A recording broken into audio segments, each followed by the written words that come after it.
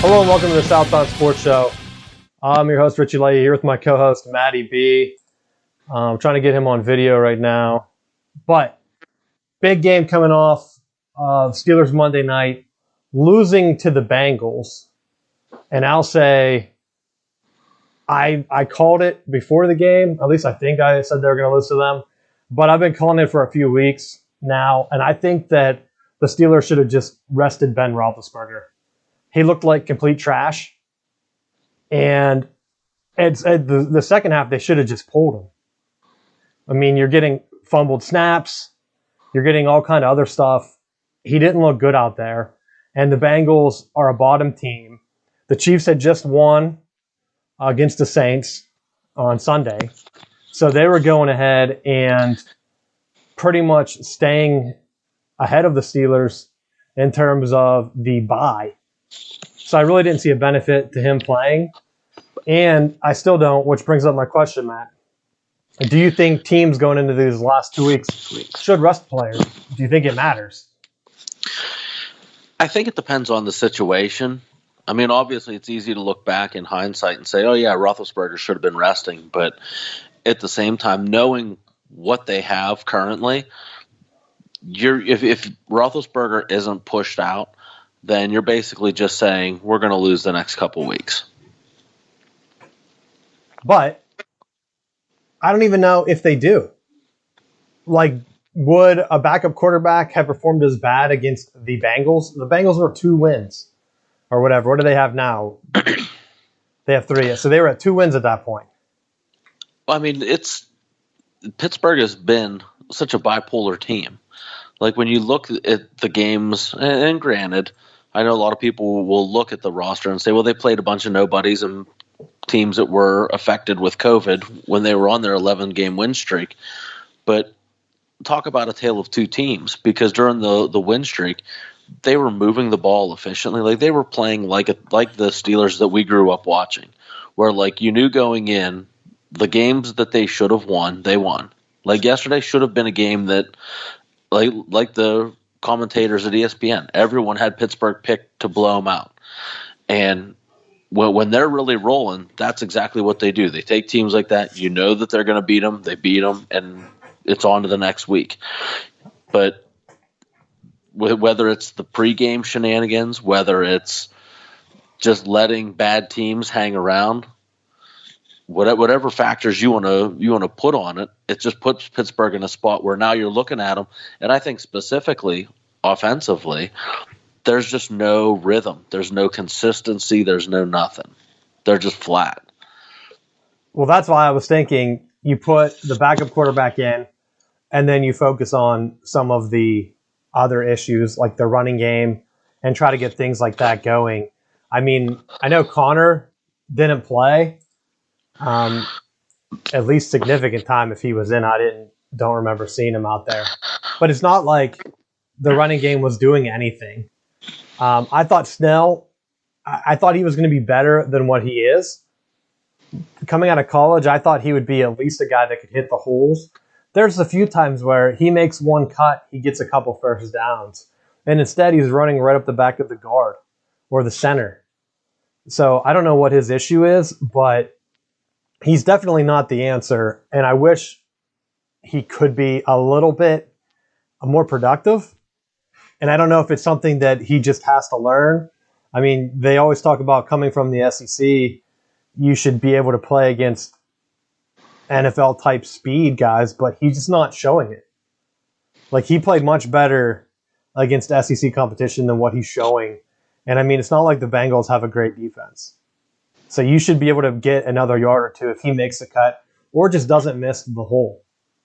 I mean, there were a couple runs that I was impressed with where he took a hit and was able to spin out of it and get a few extra yards, but it's the easy ones that just aren't there. And I mean, the Bengals are playing a backup running back. He gets 2 touchdowns or whatever.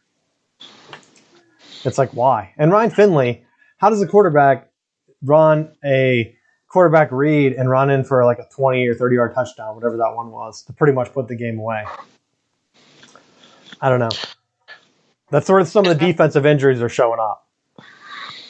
I did think that some of the defensive injuries were showing up, but I also think they're losing their direction right now, and a lot of that goes on to the coaching. Then of everyone's dialed in during the win streak, and it's like as soon as that first loss happened, it's like there's been no rallying, there's no improvement. It's just well, we're on to the next week, and there's no changing. There's no.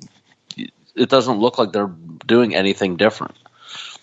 Well, I think the big key is the 3 turnovers, because total yards and first downs were virtually the same for both teams. The Bengals ended up having 5 extra minutes time of possession, or 4 extra minutes. But if you take away the turnovers, I don't think you have that. So in a shootout game against the Bengals, I know it's a divisional team, divisional rival, but cut those out. I mean, you could at least say possibly 1, but you're getting the fumbles. Juju had one, and what was Ben the other one under center, which I don't know what was going on there. But the interception, and there were a couple other interceptions that were just flat out dropped. Like there was one where he overthrew the guy, and then even at the last drive when they were only down a touchdown, and he was going on it for it on 4th down, the guy was open. Ben just overthrew him.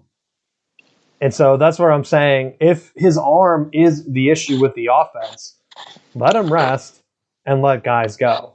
But not even limiting it to the Steelers, looking at the Chiefs, do you think they should rest players once they clinch the bye? I mean, they're already going to have a bye, so maybe not so much them.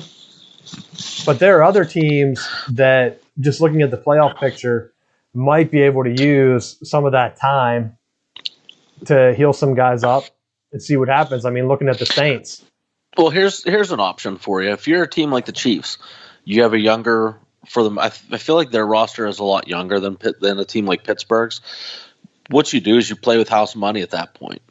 Put something on, if there's stuff that you're wanting to put out on film or a concept that you want to toy with in game situations, because I'm sure even in the NFL, getting looks in a game is a lot different than getting it at practice.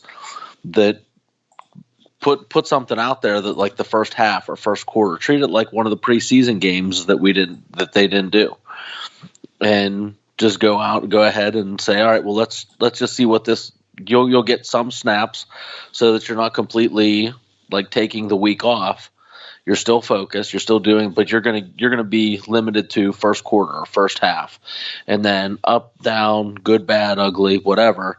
Your day's done, and then it gives the backups time to prepare, so that if there are injuries come playoff time, there's a little bit more consistency there. That's a good point. And I mean, you're almost looking at even just getting different looks out there and having a guy that's ready to go. Look at what the Bengals were doing. If they were a playoff team and you're getting Finley quality minutes, I mean, he didn't look bad. But if something were to happen, I know is Chad Henne still the backup anyway for the Chiefs, so it's not like he needs the experience. He's been there for like 30 years. But going around, the other one, Drew Brees comes back in that game, and he didn't look too bad, but it's almost like they had said that if he played in that game, it was going to be almost like a rushed recovery because he had broken ribs and collapsed lung. But it's almost like they were playing for that. Now, do you give him a break? I wouldn't want to get him injured with the Packers having the bye. They're not locked up yet, though. So that would be another scenario where if the Packers win and, like, let's say the Saints were to lose or that bye gets locked up, do you rest him that final week? With him being an older quarterback, I think yes. I think he's one that benefits from the extra rest, especially given that going in he has some pre-existing medical issues. I don't think that there's anything for them to gain necessarily by playing him at that point. And if taking another shot puts him out, what does that do to their playoff chances? I know with them, they're also hurting because Michael Thomas was deactivated. Yeah, that was a whole nother issue. But I really don't think any team in the NFC is that strong. So I don't know. As long as the Saints are able to get Drew Brees, they have enough weapons that they can do damage. And would they be able to go through and get the win? They would be playing the last place team, which right now would be the Cardinals. And I think you 100% want Drew Brees in that game because I don't see any reason why he wouldn't win that shootout. Like Arizona's still trying to push and they need to score. I think the Saints would be able to just drive them down. Did they even play it? They might have even played already this year. Maybe not. I just would feel like if Breeze is playing, Thomas out, doesn't matter. I think that they would go win pretty big against the Cardinals in that opening round. But I don't know. Our other NFL topic, Juju. I put it on here because people who listen to the show for a long time, they know that I've been calling him out since last year or 2 years ago. Whenever he fumbles all the time. He fumbled in the game. I know it wasn't that bad. I actually looked up fumbles to see comparatively how he's doing. And averaging like one a year, it was very similar to what Terrell Owens did in his career. But because I think I brought that up as my argument last time. Like Terrell Owens isn't fumbling the ball in clutch time. But he did fumble at least once a year, but who knows? So Juju, keeping that same pace, his are just critical time. Luckily this year it didn't really matter. I mean, it's the Bengals. The Steelers are already in the playoffs. They're 2 games out of the bye now. So at this point, like I said, I don't even care. Just rest up and get healthy. But come on, now you're coming out, you're dancing on opposing team logos before the game. And he's posting it on TikTok. So you know, number one, he's only doing it for himself. There's no other reason you do that unless you're trying to monetize it. Because all it's doing, the other locker room, is using that as material to get pumped up before the game. And so why? You're only hurting your team. I didn't know about it. I'm not on TikTok, so I wasn't aware. Mike Tomlin said he wasn't aware. So I'm not going to call out Tomlin for not knowing unless other people had told him before. But it kind of blew up this week after, I mean, he took some shots. They definitely were targeting him when he fumbled it. They even came out and said, like, yeah, I saw that it was him. It was a perfect hit. And he knew he was going to try to get the turnover, and he did.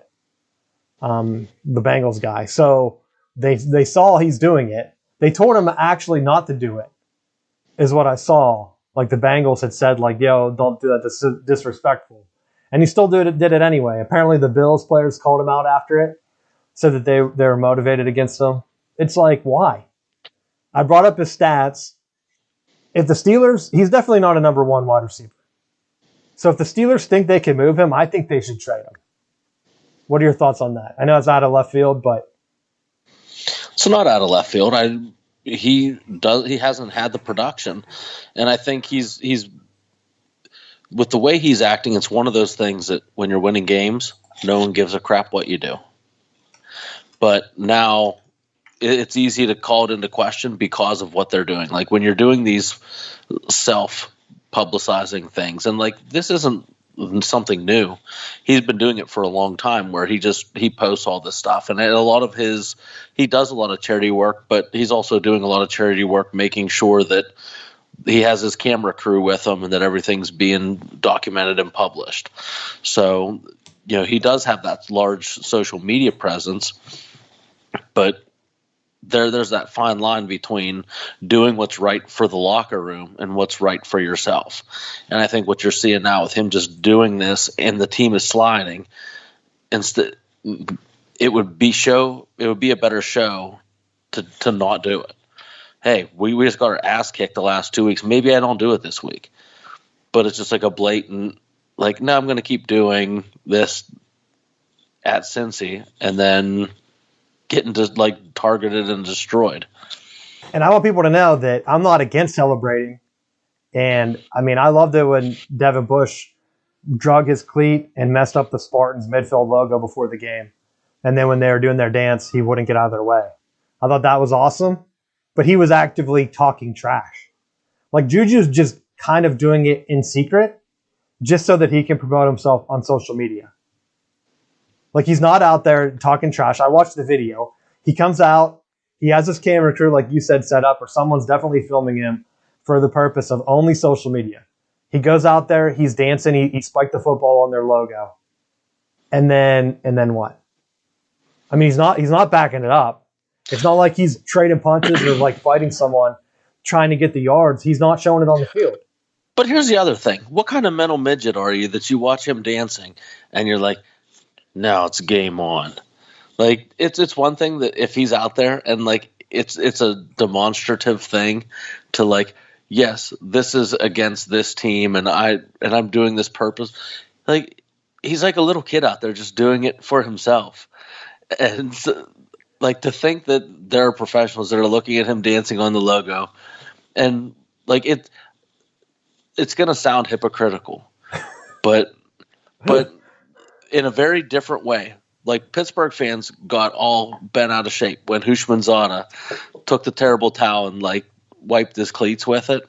Like that was clearly like a slap in the face to Pittsburgh because he was doing it too. Like it was an act towards the Steelers fans. Wasn't that in the game though?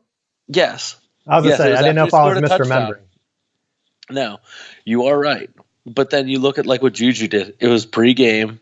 Nobody like. He did his dance, but like no one said a word to him. Like everyone was out on the field. It wasn't like he started dancing and someone attempted to earhole him. Because if they were really that upset about it, why don't you just like pick him up? He only weighs like 200 pounds. Just pick him up and slam him. Yeah, but I'm from a professional point of view. I'm looking at it as a defender. He's thinking, "Oh, great, here I am fighting to stay in the league," and then I'm looking at this idiot that's only getting 8 yards of reception, like one of the worst receivers on the team, and he's out here dancing and getting paid who knows how much for that little video. So they're probably just taking it personal. I don't know if it's like the entire team's saying like, "Yo, we got to stop this guy," because he's not putting up the numbers to be like a number one. Like when Antonio Brown was here doing his thing, everybody was out to get him, the entire defense, because the entire defense had a scheme for him. I think for Juju, it's more of a personal thing. Like the guy says, like, that's the guy I'm going to be covering most of the game. I'm watching him dance. I'm going to take him out. And I think that's what's happening because his numbers don't back it up. Yards for receiving, he's third on the team. But his average, like I said, is 8.2. He would be fourth. Actually, not even because McFarland has a 9, but he's a running back, so we'll cut him out. Just in terms of like the receivers and the tight end, he'd be fourth in teams of options. Now, he does have higher target, but he's not getting as many targets as Deontay Johnson. He has a little bit more catches. But yards per game, 47. His fumbles, you put those in there, it's like, what, 2 or 3 now? I don't know if this is updated. And, yeah, I think he's second in touchdowns behind Claypool. But it's not like the offense is scoring that many touchdowns anyway, receiving. So they're all pretty close, 5, 6, 7, 8. Juju's at 7. So it's not like he's putting up the numbers to say, hey, shut me down. You're right, it's like a little kid. He's like, all right, I got to do my dance, got to get my money on the side, and then that's it. And it's the same type of thing that the Steelers have been trying to cut out by getting rid of Brown, getting rid of Bell. They did it much more in the public eye because they were better players. Like that's just a fact. Like Juju's not as good as either one of those guys, and that's why he's not getting paid as much. So maybe this is his way of just saying, all right, well, I'm going to do this on the side. It's going to be my little thing. But I think you could do he could do something funnier than just a little dance video. Like, why not go out in the parking lot? I know there's not fans there, but like he could be tailgating, smashing their mascot with a bat. That'd be funnier. I mean, you're definitely premeditating this anyway. So you're doing it just a dance. To me, that's nothing. But you're doing it kind of like in front of the other team. Like there are better ways he could do it, and he could even involve the team if it's going to be a team pump up thing. But it's not. So it's not helping them. It's only hurting them, and he's getting targeted. And then if he's going to start fumbling and then not catch the ball, then it's going to be just an issue. So, but I don't fault him for trying to, like, he has the sponsors and the platform to make a buck, so go for it. But I think it's interesting to see where Brown and Bell were demonized a lot more because they were trying to go after the ownership and saying we want new contracts and like constantly pushing for new money, and like with Juju not pushing that round, just trying to make his money through social media influencing. He has a lot more sympathizers that think, oh, they're just trying to like bully him. well, I think that, and I like the approach because I think it's a way to put power inside more of the players. Because if you have that stuff, it kind of keeps you in check. Brown, with all his off the field shenanigans, there's no way a sponsor is going to put their name attached to him. Because you don't know if you're going to be showing up in some type of criminal report or something the next day. You have no idea. Just because of some of the stuff he's been involved in off the field. Juju's pretty clean, so he's in the commercials, and he's able to get the extra side money. I've said that all along. Take the cut, try to play for a winner, because then you're going to get more opportunities like that. But with receivers, you actually have to put up the numbers. Otherwise, you're just going to be forgotten. And then those are going to slowly fall off. And then what? You're going to have to push more and more because you're not getting the extra money. Or are you going to start doing more outrageous things? Like Terrell Owens did it before social media. He was doing it, I don't know, for attention, bragging. I mean, he ran out on the Dallas Star in the middle of the game after scoring a touchdown. Like, Juju, do that. Like, if you want a better video, do it in the middle of the game while you're winning and gloating. To me, that's where I think the difference is. And this has no benefit to the team. And I'm more about results right now. Like, promote yourself, do whatever you need to do. Aaron Rodgers is doing his commercials. I've said all along, my theory is the people that do stuff in the offseason, especially quarterbacks, that are always in commercials and stuff, it seems like they're not preparing as hard as someone like Tom Brady, who didn't do that for most of his career. And now that he's in his twilight, he's starting to. But his performances also suffer sometimes. So is that a direct relation? I mean, look, Patrick Mahomes is starting to do the same State Farm commercials as Aaron Rodgers. Is he going to be a one-trick pony? Are we going to start to see that? Or some of the off-the-field stuff gets in the way of the on-field performance? I don't know. He could break the curse. Because Peyton Manning surely wasn't doing it. He was circling back to some of the stuff with Juju, if it is that big of an issue, then I think the issues in Pittsburgh are a lot worse than what we think. Because if his dancing is having a negative effect on the team, where are the rest of the team leaders? Where are the guys like Roethlisberger that are going to tell him, knock the crap off? Yeah, but Roethlisberger, I don't think cares. And exactly. You just answered it. That's the issue. They need guys that care to just be like, hey, let's knock the crap off until we're winning again, and then go back to being a clown. I did have one more note, changing gears here, unless you have extra pieces to say. But that's my thing. I think you use him as trade bait because he can go somewhere. New York, I mean, the Jets are looking for players. They took Bell. I just don't know what would be the benefit of paying, because like I don't know what his contract situation is, but it has to be coming up. So, because he's been in the league for a few years, I just don't know if at this point it was a 4-year contract. So how many years does he have left? Next year, or he's an unrestricted free agent. I guess next year. So, like, I guess they can't even really trade him. I was thinking he had one more year even. But, like, what do? You sign him? Trade him? Like, do you even sign him? Do you just let him go? Because that's what I would do. I was hoping you'd be able to get something for the last year. But now, I take back my original statement. Just cut him. Don't even sign him. That'd be my thing. Because some team's going to pay outrageous for him just because. And maybe that's why he's doing it. Maybe he's promoting himself, trying to get ready for that first big contract. I don't know. But you got to have the numbers, Matt.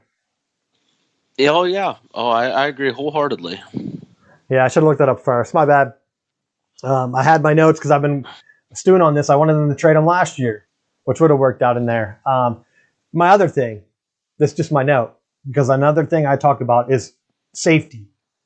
Players need to tackle with their heads up, because if you don't, there's a chance you're going to get injured. And when Derek Watt, was it the kickoff? I don't know. Was it the opening kickoff? I can't remember now.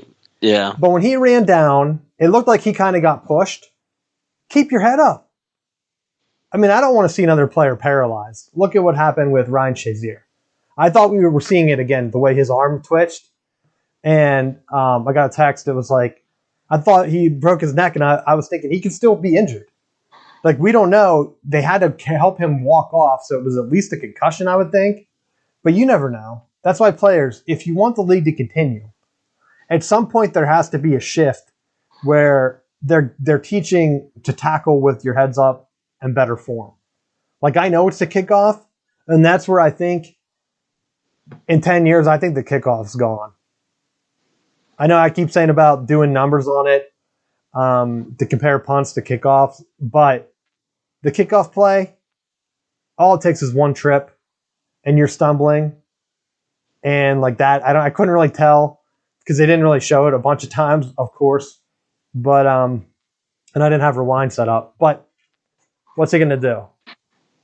Hurt himself? I think there's more injuries on kickoffs like that are more dangerous injuries that they could just end by getting rid of them. And I'm starting to go for it.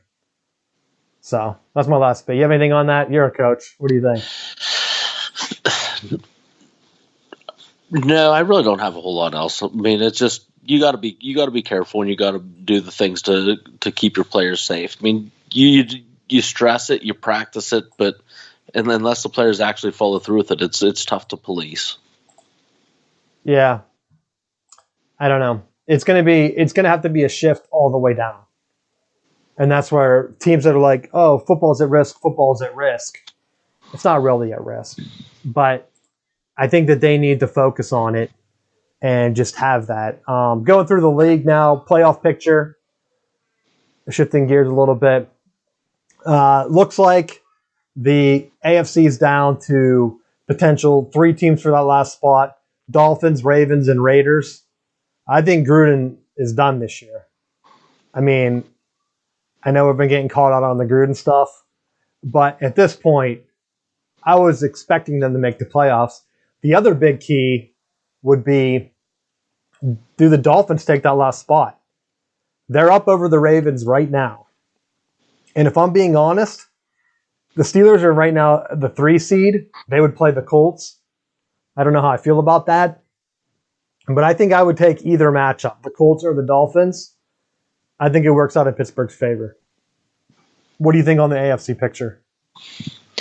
You know, I saw a graphic that had the Raiders still in the hunt, and I got to agree that I think they are on the they should be there, but I do think that having the issues that they had with their defensive coordinator this year put them behind, and with doing some off-season research, I was actually surprised at how successful, when you look back at Wade Phillips' career, and he's actively trying to get back into the league. Roll your eyes, do whatever you need to do, but his defenses have been successful. The Rams, when they made their Super Bowl run, had Phillips there.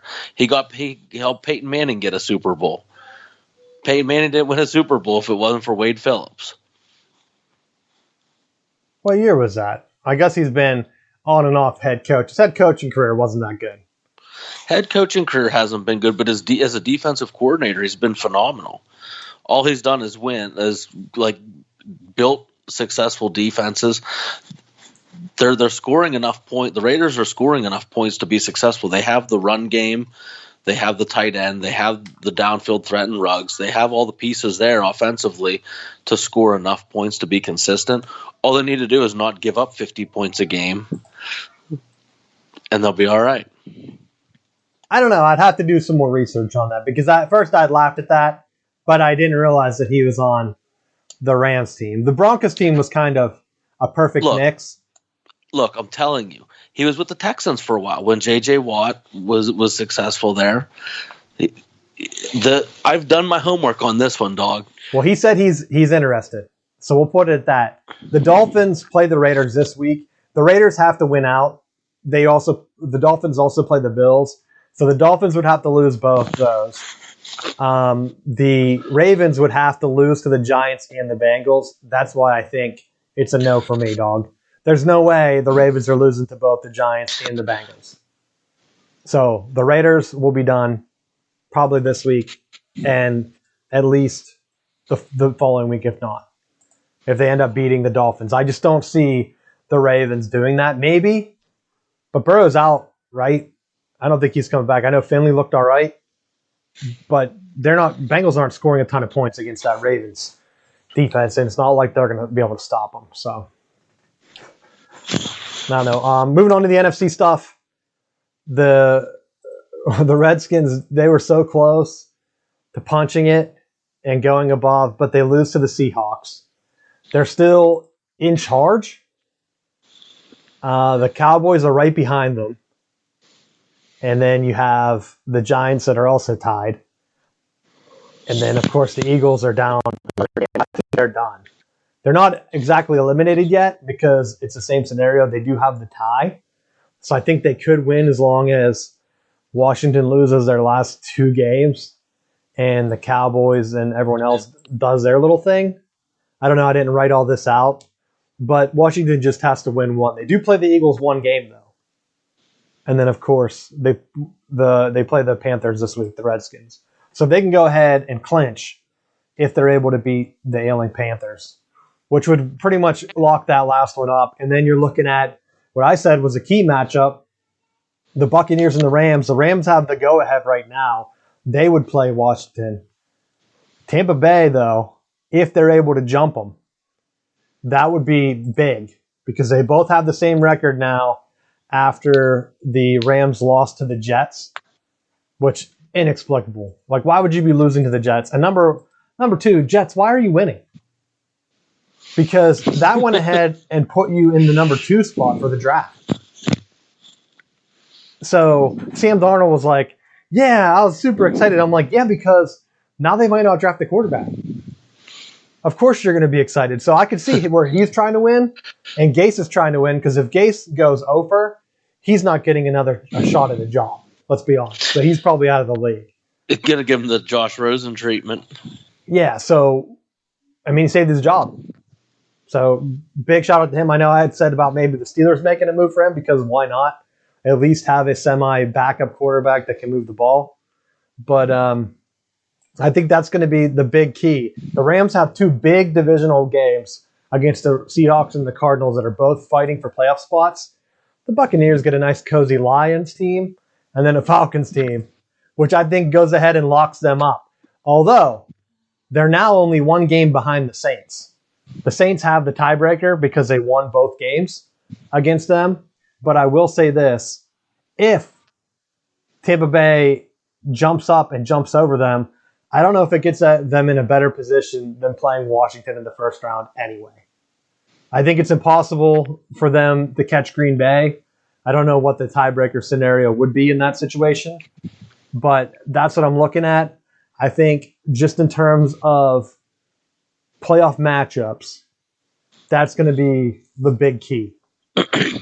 You got to go ahead and try to get that first matchup because if Tom Brady comes out flat, plays a team with a good defense, or like gets into a shootout, although if they play the Seahawks haven't been looking that good either.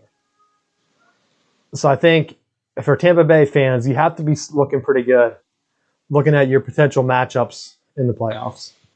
But it also comes down to the Saints and Packers. Are the Packers going to be able to get that bye? Which to me, all the stuff everyone talks about Aaron Rodgers' legacy, the NFC hasn't really been good. They haven't had a dominant team. He should have been getting to the Super Bowl with more regularity, and he hasn't done it. So I'm not sure how to feel on his legacy because even Peyton Manning had, 3 Super Bowls? Has Aaron Rodgers only been in 1? I think 2. What was the second one? He beat the Steelers. That's the only one I can think of. I thought he lost a second, but no, never mind. I could be wrong. I don't know. I don't have it up, but that's my thing. This is a year where Tom Brady's obviously going out. Drew Brees is about to go out of the league. Ben Roethlisberger is probably going to go out of the league. Phillip Rivers is probably going to go out of the league soon. So you're looking at Aaron Rodgers, who will be like the dad of the league. Now he needs to start performing like those other guys. I know Drew Brees hasn't even made it to the Super Bowl. What, that one cheating year they had? Because everyone always talks about Tom Brady cheating. Isn't Drew Brees' only Super Bowl win that one year where they were accused of cheating and taking bounties? I think you're right. Yeah. Yeah. That's it. So everyone's like, well, Tom Brady, they were filming practices or whatever. I'm like, that helped Belichick's defense. And I don't know if it really helped Tom Brady that much because it's like, were they giving him the tapes? I don't know. I think that's more of like a coaching room thing. But Drew Brees is also connected too. And the fact that he's won no other Super Bowl or meaningful game, they're always in like these heartbreaking losses. It's not like I'm stumped on it. So that's what I'll say. And going through the NFC stuff, I want to see Drew Brees and Aaron Rodgers, if they let another team come in and win, their legacies are pretty much ruined. That's my stance on it. What do you think? Yeah, I think you're right. Because what if Tom Brady comes in? He's looked like garbage for half the games they've played. Like he's throwing interceptions. He looks old. It's a brand new team. These guys have been with their team for over a decade. They're gonna get one of them is gonna get the bye. And if Tom Brady makes a Super Bowl, their careers are just jokes at that point. Anyone that brings them up, it's almost like Peyton Manning, but because they're not like Drew Brees isn't putting himself out there like Peyton Manning was, people just forget about him. That's my stance on him. Like, oh yeah, Drew Brees is a good quarterback. He has all the stats, right? And then in the playoff time, everyone just forgets he exists. Aaron Rodgers is getting to that level for me. If it wasn't for all the State Farm commercials, like that why you're watching the Super Bowl and you think you've seen Aaron Rodgers, but it's just another State Farm commercial. So he's not really playing in the game. That's my final statement. You got anything else for the NFL? No, don't. All right, going into my shift or middle. I don't have it on here because I don't have enough room. I'll have to mess with the template once we get into the off season because sports are going to be crazy. But they're talking about NBA's expanding, and they were saying like I think we talked about like the TV ratings, and then like I think baseball was talking about expansion and stuff like that. And it just made me think. So I did some research, and I don't know if we brought it up last week, but I had it on here that the NFL has the top ratings for like the top 15 TV ratings for the year are all NFL games. And that's just in this season, I believe. So that's not counting like the playoffs from in the spring. So this fall season that everyone was saying like, oh no, it's a big thing. I think I might have mentioned it last week for the college football stuff because now we're getting into the playoffs in bowl games and college football is shooting itself in the foot like these other sports. Like the NBA is going to come back. I think the NHL announced that they're coming back with a shortened season, which will be good. But they're getting back into their normal seasons. Coach K, I forgot to call him out last week. After Duke took 2 losses at home, he said, well, maybe we shouldn't be playing this year. Really? You weren't saying that going into the season. You weren't saying it last year before the tournament. I mean, I guess Duke did close down first, but maybe he was just worried for his health. But realistically, if Duke was ranked number 1, Matt, Coach K would not be saying that they should shut down the season because he waited till his team got embarrassed twice. And look at Calipari too, like the worst Kentucky season since like the 20s. Embarrassing. That shows you how much just relying on like freshmen coming in is not good in basketball because if you don't have like a regular season where they can get into the groove and actually do like the workouts, it's pretty big. So, I mean, on a normal year, I would think that those guys are doing great coaching jobs because I think this year it shows what good job they do with those freshman recruits. But at some point, this could be a year where I would think it puts the Big Ten in a position to actually win a championship. because a lot of the Big Ten top teams are more senior laden, other than like Michigan State or Michigan. I think those ones, and maybe Indiana some years bringing in top classes. The rest of the league don't. Like Wisconsin, they get to their Final Four, their national championship game, playing mainly like senior 4-year players. So it takes them a while to cycle through. So I wonder if this will be a year where the Big Ten finally gets it. I think they won the ACC Big Ten Challenge. There were some games canceled, so I'm not sure if it actually locked in or not. But Gonzaga looks really good, and I think it helps them too, because that would be the other team. So that's my thing going into college basketball conference play. Are either of those going to get over the hump? Is the Big Ten team going to be able to get over that hump, or is a team out west, Gonzaga? You could even throw the Big 12 in there too, because the only team in that league is Kansas that recruits at that high level. So what's going to happen after that? And people call me out for the Michigan. They just landed the number 1 class, so I had to throw them in there. And they played in 2 national championship games. So it's not like I'm making it up that they're not recruiting at a high level, because they are. Tom Izzo actually called out Michigan for some reason. He said that he thought if John Beilein would have stayed at Michigan, the Michigan and Michigan State rivalry could have become as big as Duke and North Carolina. But now that Juwan Howard's here, he doesn't think that. So I don't know if he thinks that he's going to just crush them or what. He thinks the rivalry is not going to be as good now. They split last year. They went 1-1, so that's why I brought it up. Because if you would think, like, if you're splitting, that's a good rivalry, right? You would think. So, I don't know, maybe he doesn't think that Juwan Howard will be able to get him to the Final Four. Because I think that's another big part of it. For a while there, it was either Michigan or Michigan State in the Final Four, with a couple other Big Ten teams mixed in, but I don't know. We'll see. But getting back to the college football playoffs, they're going the opposite direction. They're bringing in, and I brought up the BCS last week, so I want to mention this so I don't forget. The BCS, if the computers were still here, and I want to say that it's a flawed BCS too, because it's not the full system, because they're taking out one of the polls that doesn't exist anymore, and it's been replaced with the playoff poll. So I don't know if that's what's swinging it. But the BCS, the fake one that's been run by people keeping it alive on Twitter, they would have had the same 4 playoff teams every year, all 7 years of the playoff. But for me, I think it has to just expand. Because like I said, at this point, and a lot of people are calling for it, your boy Jimbo Fisher was upset, and you thought that they should have been in over Ohio State. Yes. Go ahead. Give your reasoning. It's for a very selfish reason, but the reason that I think that Ohio State should have been left out is because of how arrogantly the Big Ten came out at the beginning of all of the coronavirus stuff, and how we care about our players, so we're not playing, and they were real quick to cancel the season. And the bottom line was, as soon as they saw that the ACC and the SEC were making money and making it work, it became, we have to hurry up and try to get back into it. We're the best team. And then the Big Ten not only puts this rinky-dink short schedule in, but then changes the rules 3 or 4 times to pad it so that Ohio State is in a position to make the playoffs.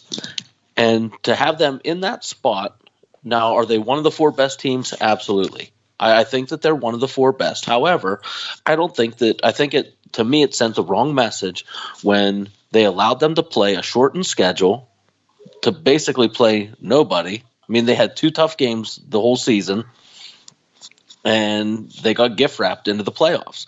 So they get that additional revenue money, that additional TV exposure, though they'll end up getting additional bumps in recruiting because they can now tout that they're a playoff caliber team. And they didn't have to do any of the legwork that any of the other conferences did. So they reap the benefits of what the primary conferences like the ACC and the SEC did to get the season off the ground. Because if it were left in the hands of people like the Big Ten, we wouldn't have even had a college football season to begin with. Well, I'll say this. I don't know if it's really the SEC's. It's basically their own fault, because I think if they would have followed, I don't think they were a leader this year, the SEC. I think the ACC definitely was. And I think that if the SEC would have followed their model by combining the divisions, then you could have seen 2 SEC teams in the playoffs. Because the number of games that you're throwing out there doesn't matter. Because otherwise, Coastal Carolina, that played 11 games, they would be in. A&M only played 9 games. And they only played 2 ranked teams. They barely beat a 3-loss Florida team. And the other ranked team they played, they lost by 28 points, Matt. So their resume sucks. You said Ohio State didn't play anyone. Ohio State has 2 ranked games. Now, Ohio State also had a 9-game schedule, but because the Big Ten started late for whatever reason, they had 3 games canceled, and the 3 games were against the 3 of the worst teams in the conference. But it wasn't for no reason. They started late because they were arrogantly trying to push the narrative that the pandemic was a reason that they were looking out for player safety. They looked out for player safety until it was hitting them in the wallet, and then they changed course real quick. Just say it what it is. It was a financial decision. Just like the same financial decision that put the NCAA in the position of, yeah, we'll put Ohio State in. We'll put Notre Dame in. We'll put Clemson. We'll put Bama. We'll put 4 schools that are going to generate a pile of money for us and throw them in there. Let them have at it. Well, see, that's where I think that if the SEC was smart, they would have followed the ACC's lead. The ACC started 1 week earlier, and they played an extra out-of-conference game, which was dumb. Like, let's just be honest, because it killed the Big 12. Because the Big 12 tried to do that, and they lost 3 games to the Sun Belt, pretty much eliminating their conference. Luckily, the ACC had a bunch of those games canceled because of coronavirus. So going back, the Big Ten looked like they made the smart decision by waiting.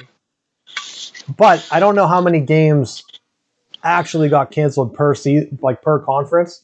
But let's not pretend like the ACC didn't have issues. I mean, there are some teams that didn't play many more games, like Wake Forest, and I think Virginia Tech was able to make theirs up. But like they only played 8 games. Like they're playing basically what the Big Ten schools were playing. So the ACC had its issues. Their only smart move that they did was combining divisions. And I think that if the SEC would have done that and said, like, look, that is the smart play. Let's just play like a more regional schedule and then see how it shakes out. Because, yeah, you're going to play your top 2 teams, but Alabama might have played A&M. If A&M would have beat them, which is exactly how the ACC played out in the rematch, then they both get in. Ohio State's completely out. So if A&M should be mad at anyone, it's the SEC for not copying them. Because the ACC basically gave them the playbook. And I think that I know like the Sun Belt, there's really nothing they could have done. The matchup would have been the same.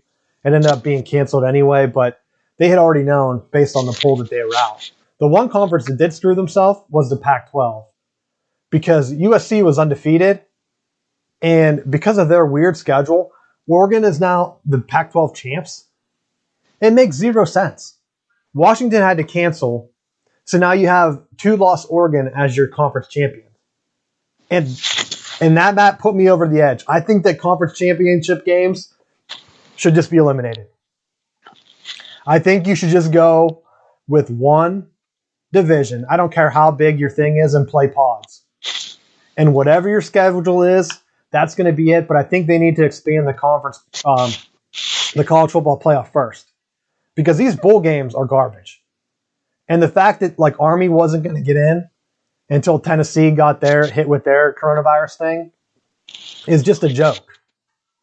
But I think that if you expand the playoffs, independence will disappear. Like this is showing Notre Dame that, hey, you being in a conference actually helped you this year. If they weren't in the ACC, they wouldn't have been in the playoffs. But Notre Dame being in a conference helped them, but it also forced the ACC's hand into creating that scenario where they were going to agree to be in that schedule, but also they weren't going to be tied to a division, so that it could give them that flexibility that on either side of the coin they could force their way into the ACC championship. Yeah, well, the ACC, as we know, is top heavy, just like the Big Ten. So Notre Like Dame a lot of joining that. conferences. I mean, for the most part, Wait, what? For most conferences? I would say for most conferences, you have your couple that are at the top, and then you have your crap at the bottom. Yeah, but how low does the bottom go? And I think the ACC, Notre Dame That's a seeing. What'd you say? I said that's a bold statement. I don't know. I think if you're comparing conferences, each conference has their one bottom feeder: Vanderbilt, Rutgers, whatever. But the ACC, there's been some teams that haven't even come close to even competing, and so Notre Dame could be in that same division with them. So, like, are they going to be losing to Syracuse every year? Like, no way. So I think if they went that way, the only thing that helps that division is there's no clear leader. Miami hasn't gotten the job done. So by Miami being complete garbage recently, it's helped them. Like, basically every team has won that division, I think, over the past, 7, 8 years. So I think Notre Dame is licking its chops because they're thinking, well, this conference thing is pretty easy. And now we're going to get the money. And the funny thing is, the ACC is giving Notre Dame most of their playoff money now.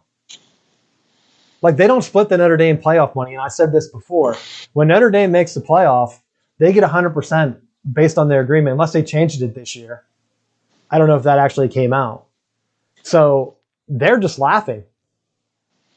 Because other than that, if they wouldn't have made the playoffs and they get stuck in some crappy bowl, they don't make as much money as every other team. So whenever it's like a gamble that they're doing. But at some point, I think the admin says, you know what? We got to stop with that gamble because most times we're losing. Like, they made the playoffs, 2 times? Like, twice a decade isn't going to pay the same as like a Big Ten or an SEC TV contract. That's why I think if the ACC is smart, they talk to Notre Dame, and I think they try to get that TV deal with NBC. Because right now, they could get the same type of deal that the SEC has with CBS, where ESPN carries all their other games, but they pay primo for Notre Dame. And if Notre Dame's down, they can maybe get Clemson. They can maybe get Florida State if they get back, or Miami if they get back. So it gives them more options. Like, hey, you don't have to shove on Notre Dame versus Army or like some other. I guess Army's a pretty big draw, but like, let's say, who else do they usually play? Like Northern Illinois or someone. Like, no one wants to watch that game. So you can at least replace that for NBC with a bigger ACC matchup that they're bound to have each week. So I think that this is going to help shift it. And I think if Notre Dame joined a conference, I think then you would start to see college football talk about automatic conference bids. I don't know if it will change, but the bowl game system, like, I'm not excited at all for any of these matchups. Are you? I am. For which one? For West Virginia Army, of course, since Army got in. Well, that probably is a pretty good matchup. Normally, the Tennessee-West Virginia matchup really wouldn't matter. But West Virginia wasn't even that good this year.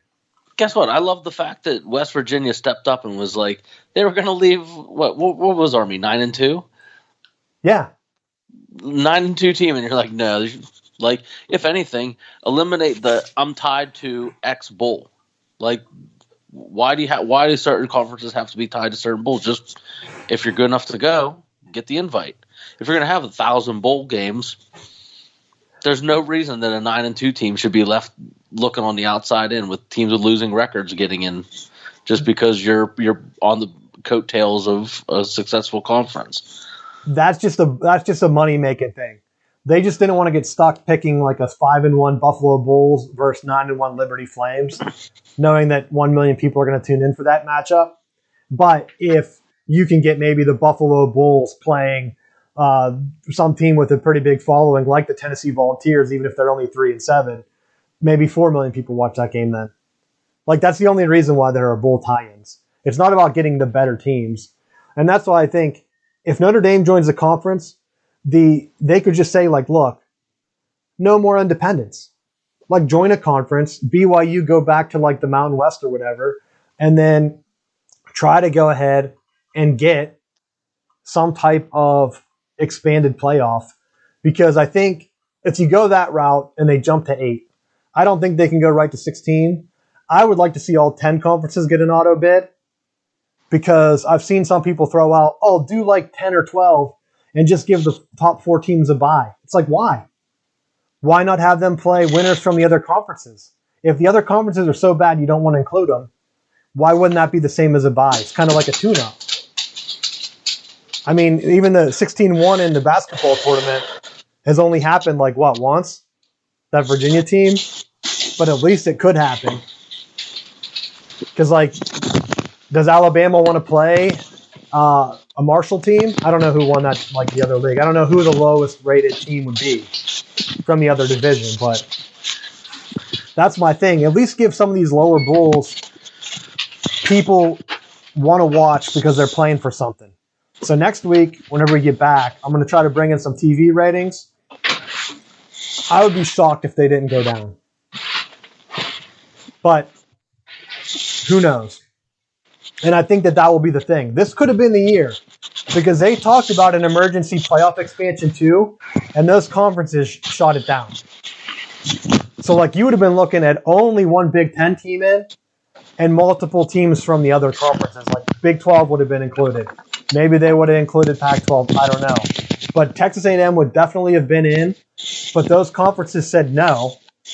So it's on them. Like I said, A&M fans should just be upset with their conference because they had a chance. If they would have expanded the playoffs, they could have been in. Heck, you could have had 3 SEC teams in because Florida might have still snuck in. They're ranked 7th right now. I don't know why they didn't. I mean, you would have had, what, only Ohio State, maybe Cincinnati wouldn't have been able to get in. I think it would have been a better matchup. And I think if people stop watching, like, are they going to watch Clemson kill Ohio State again? I know last year was closer. I think that was a better Ohio State team. Although Ryan Day said he's gonna beat Clemson this year. I'm sure he is. They beat Urban Meyer pretty big, 31-0. And I think Urban Meyer's a better coach than Ryan Day, even though he might still be coaching. We don't know. That brings up my coaching carousel. Illinois hires Brett Bielema. Is he even a good coach? We will find out. Is he decent, or is Barry Alvarez secretly coaching Wisconsin? Because if you remember, Matt, he's coaching the bowl game, and they didn't miss a beat. Like, he stepped in when one of their coaches left. Every coach that goes through there runs miraculously a similar system, and miraculously just has plug-and-play recruits from whatever has been there. The only thing that's been similar across their last 4 or 5 coaches has been Barry Alvarez. So is he secretly the coach helping scheme and game plan and help with recruiting? I don't know. We'll find out because Bielema is now back in the Big Ten. They're in a more fertile recruiting ground. You can't tell me Wisconsin has more recruits than the Chicago area. Will they be able to lock it down? I honestly thought Lovie Smith was going to come in and be able to recruit almost like Herm Edwards is doing, where you're stealing some of the bigger names from that area that normally go to Michigan, Notre Dame, or Ohio State.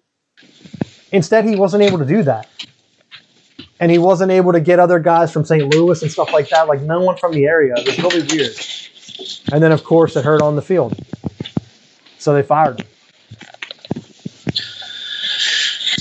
I don't know. Were there any other big head coaching changes yet?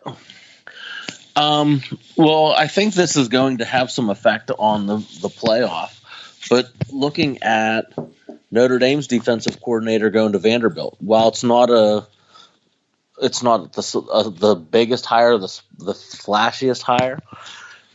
When I heard that, it kind of reminded me of when Mark Richt left Florida State for Georgia, where one of the original moves where they were trying to juggle like game prep for the national championship while he was trying to get stuff ready for Georgia, and it was a mess. And they ended up losing that national championship game to Oklahoma. So I think that like the move is there, but how much of an effect is that now going to have on Notre Dame's prep for Alabama into the college football playoff? I don't think Notre Dame had a chance in that game. I honestly don't think Notre Dame's that good. I honestly think that they benefited two ways. Number one, they got to play an ACC schedule.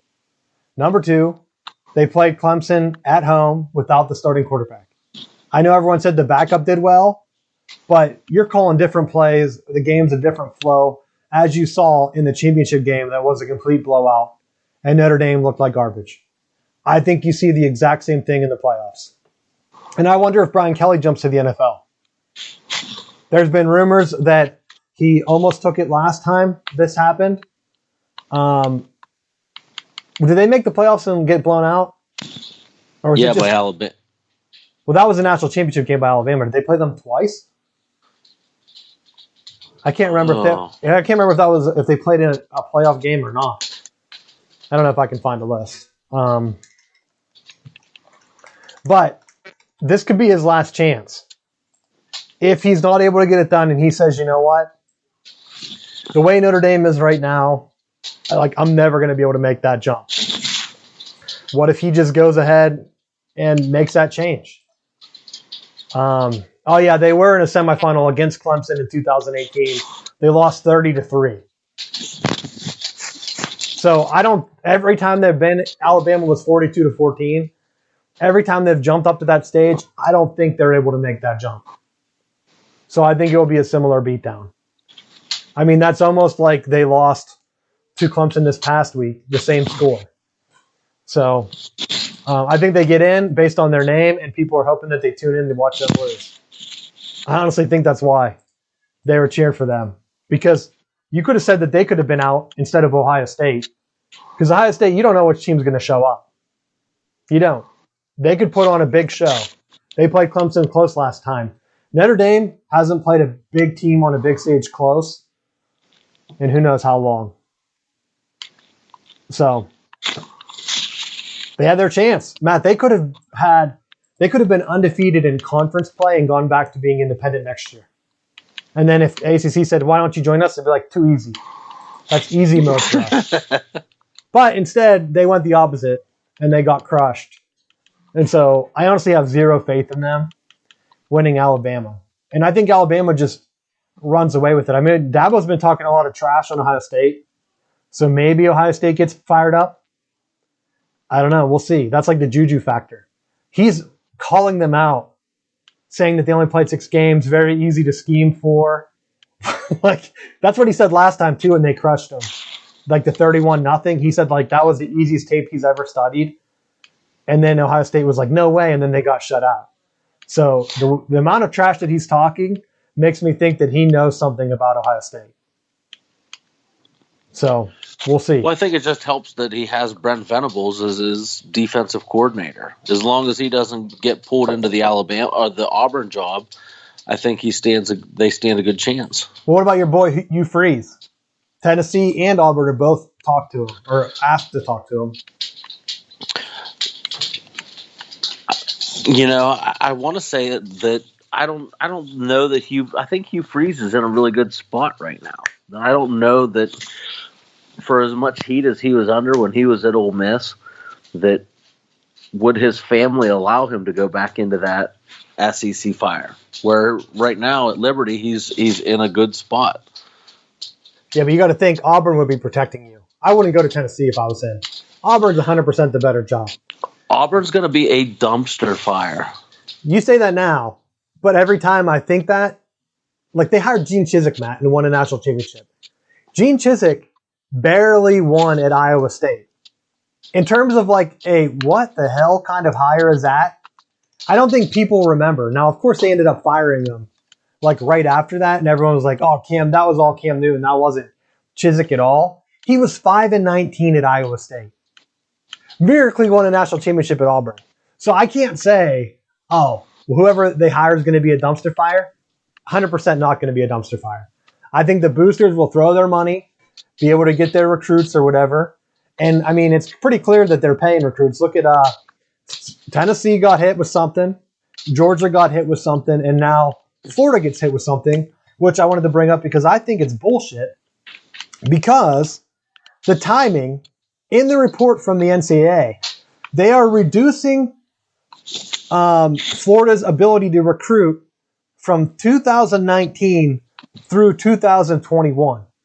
For people that don't know, the 2021 recruiting season has already signed the first day. That was the one we just talked about on the show. So unless I'm reading this wrong, because it says the 2019-2020 academic year, they reduced by 14. How? Did they go back in time?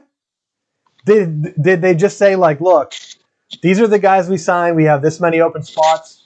Just cut them off? Like, is that what Florida did? They're just not going to sign anyone in the second period?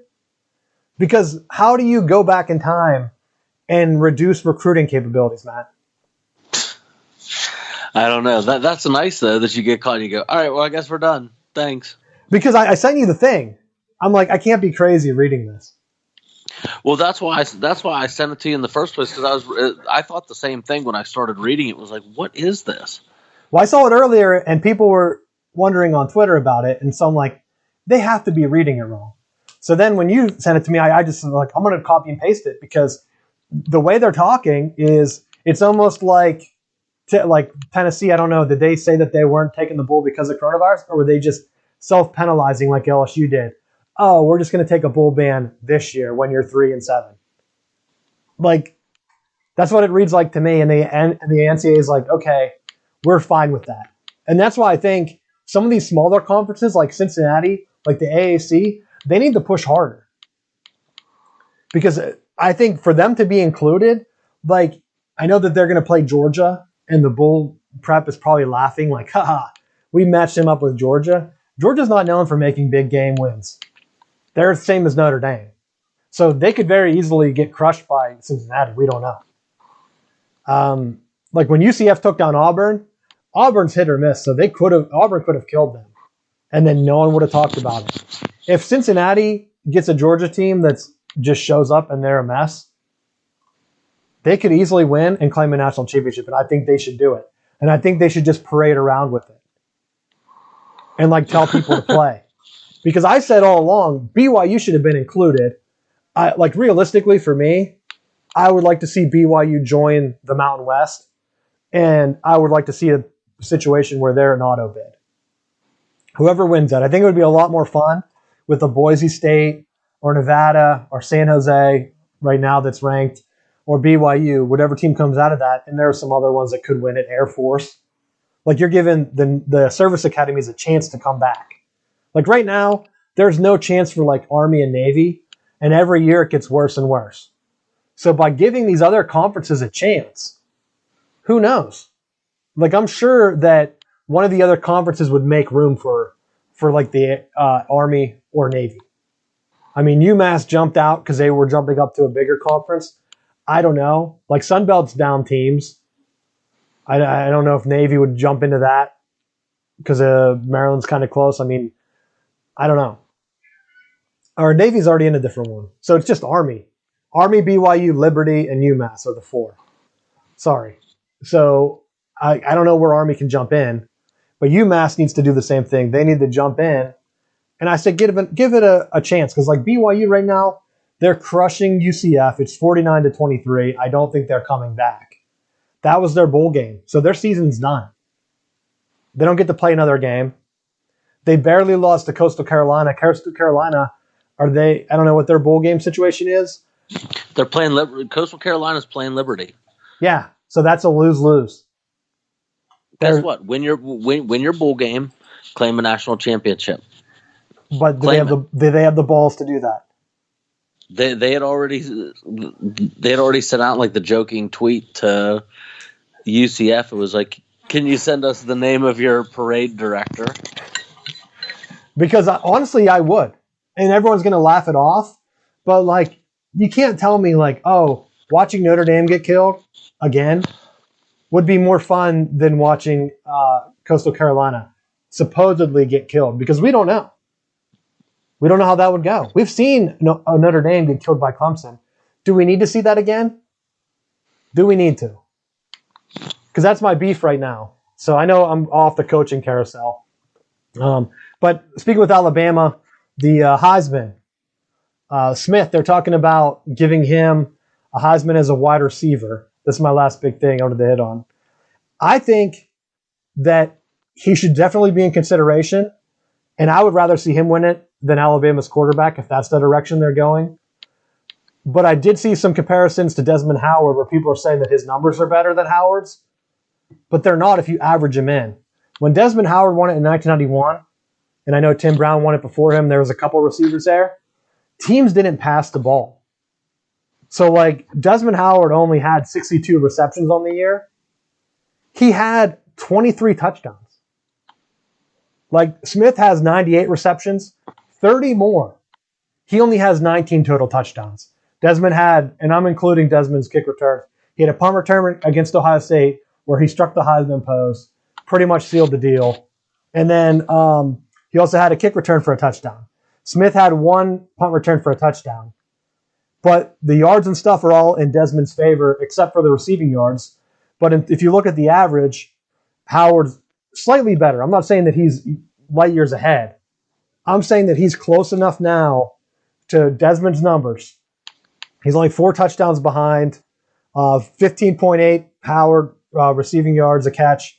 Smith said 15.4. So he's a little bit lower. I looked to see if they played more games. I think Desmond had one more game. I don't think Smith's going to have a 4-touchdown performance in the playoff game. I could be wrong. That'd be crazy. That's how he would tie Desmond's numbers and touchdowns. But I'm saying he's close enough.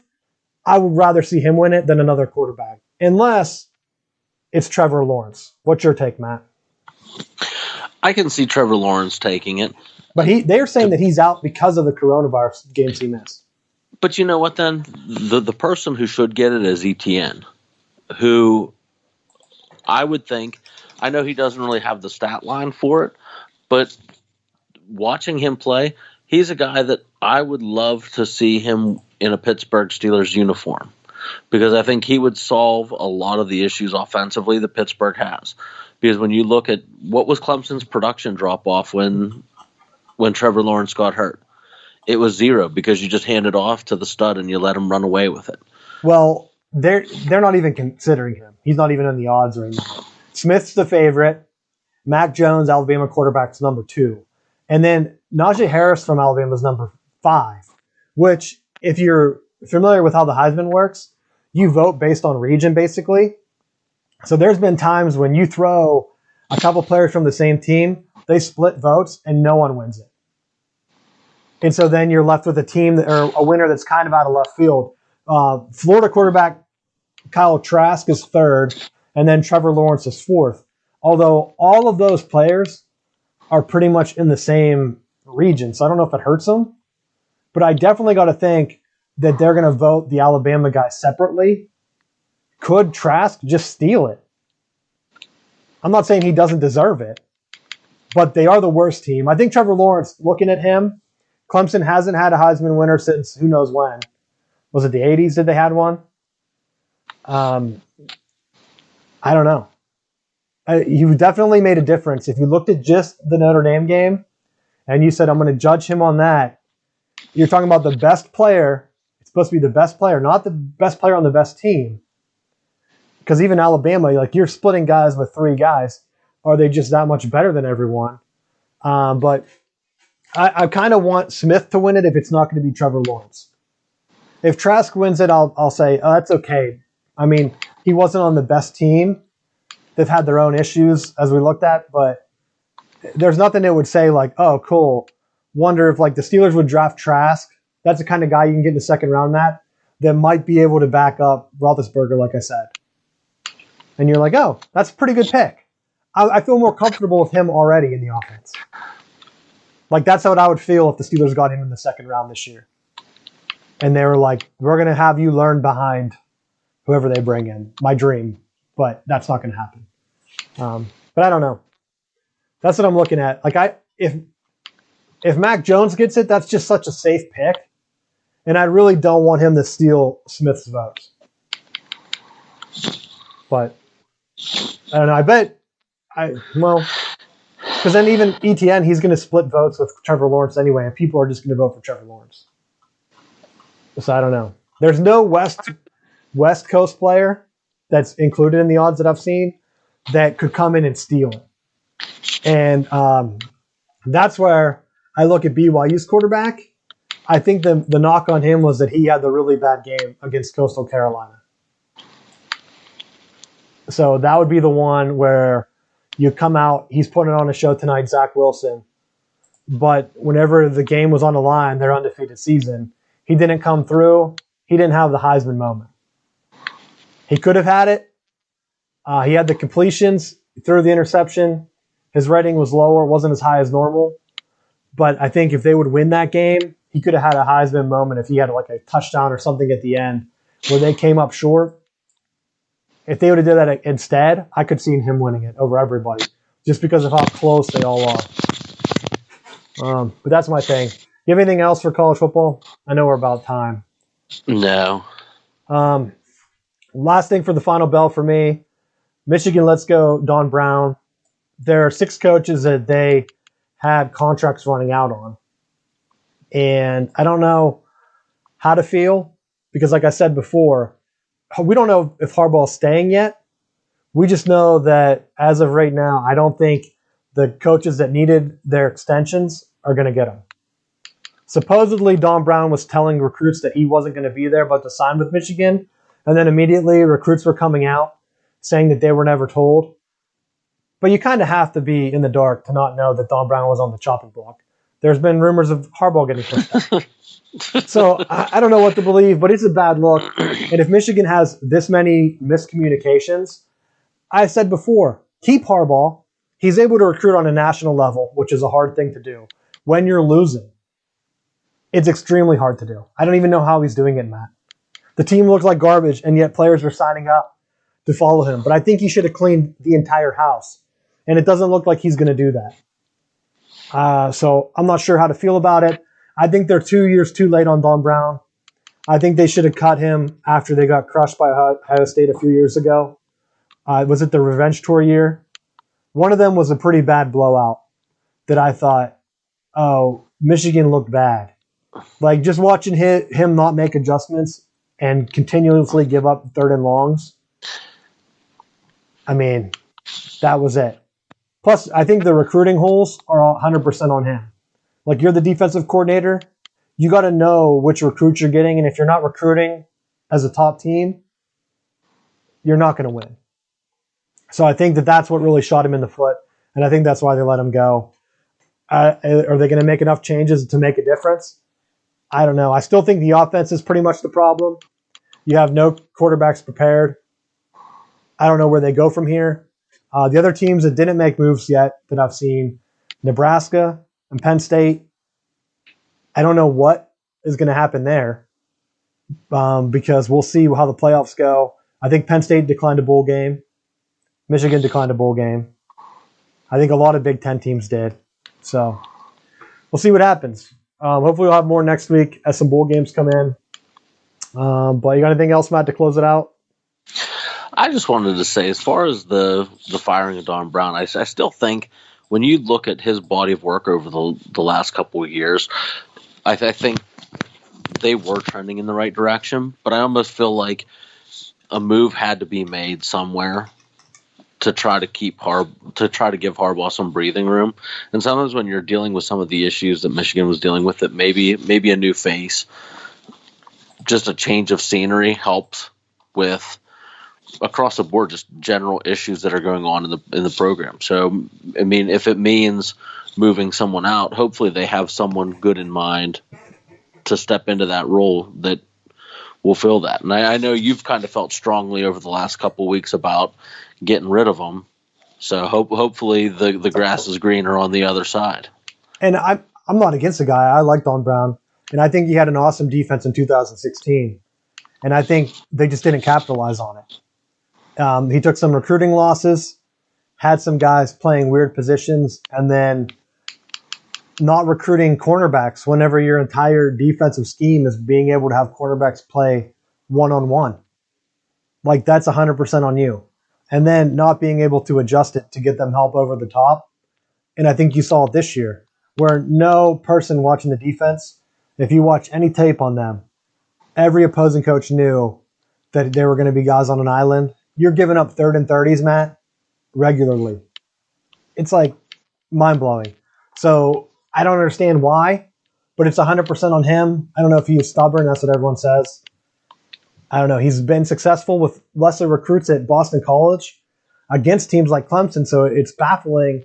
But like I said, I think whenever he gave up 500 yards to Ohio State the first time, he should have been canned because he wasn't making adjustments. They just kept running the crossing route. He had nothing he could do nothing against it.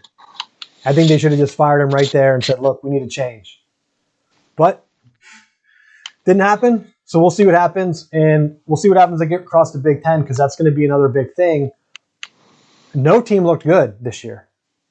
So who knows what team's going to show up next year. And other than Ohio State, Penn State looked pretty bad. Michigan looked awful. Michigan State looked bad. Maryland looked okay, but they're still Maryland. They were still getting killed some games. Rutgers looked bad. I mean, that Eastern Conference could be wide open for a second spot, potentially bumping up to get into a New Year's Six pool. But I don't know. We'll see what happens. But thanks for watching. Go to southboundsports.com. Make sure you subscribe to the podcast. We've got bowl game coverage coming up. Steelers obviously get into the playoffs. We always get better numbers for them. So hopefully they don't start losing close games and get eliminated. But we'll see. So thanks for listening, and we'll see you next week.